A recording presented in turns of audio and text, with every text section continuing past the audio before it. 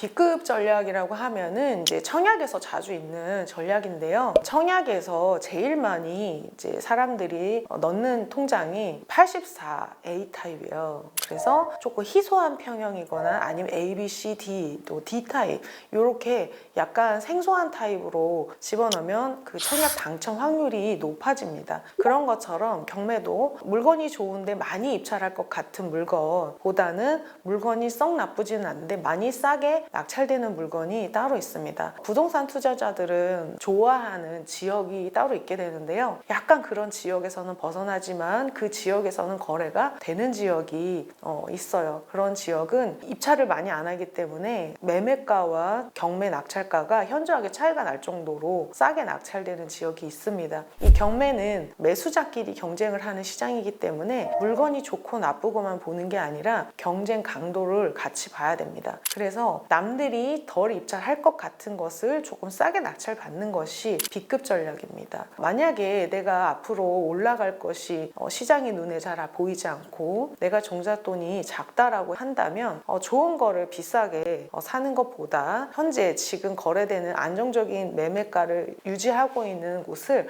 좀 많이 싸게 낙찰받는 것이 나을 수도 있습니다. 그래서 B급 전략 같은 경우에는 종잣돈이 좀 부족하신 분들 아니면 내가 입찰을 하면 너무너무 폐차를 많이 한다라고 했을 때 조금 다른 방법으로 써볼 수가 있습니다.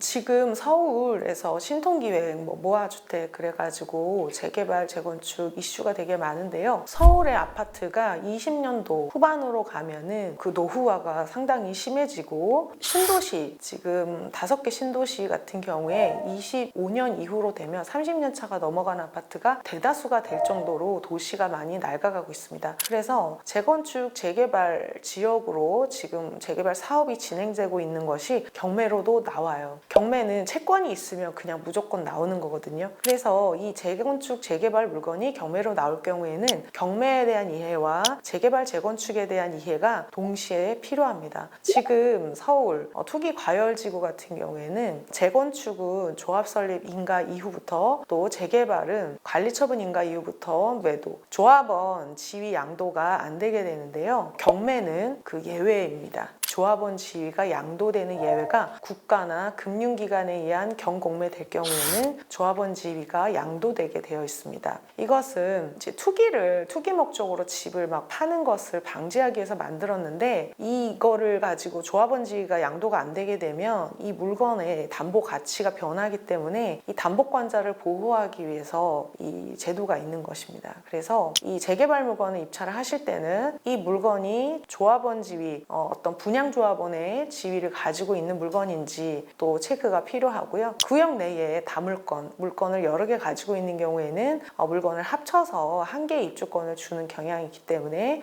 이 소유자가 그 구역 안에 물건을 여러 개 가지고 있는 것은 아닌지, 또 투기과열지구 안에서 내가 분양을 받은 적이 있다면, 투기과열지구 안에서 정비법으로 인해 분양을 받은 적이 있다면 또 내가 재당첨 제한에 걸리게 됩니다. 이건 입찰자의 컨디션인 거예요. 그래서 이 모든 것들을 다 조사를 한꺼번에 다 같이 하셔야 됩니다. 만약에 이거를 일반 매수로 산다면 이 재개발, 재건축 전문 공인중개사가 이거를 다 체크를 함께 해줄 거예요. 근데 경매로 입찰을 하는 경우에는 스스로 이것을 판단을 하고 조사를 해야 되기 때문에 어려운 점이 있습니다. 하지만 또 어려운데 수익이 크게 나기도 합니다. 지금 신통기획 같은 경우에 어떤 서울 재개발 같은 경우에 구역 지정 이후에 매수 매도가 안 되는 지역, 또 토지거래 허가를 받아야 되는 그런 지역은 기존에는 대지 지분 18제곱미터 이상은 토지거래 허가를 받았었어야 돼요. 근데 이게 6제곱미터로 줄어들거든요. 그러면 거의 대부분의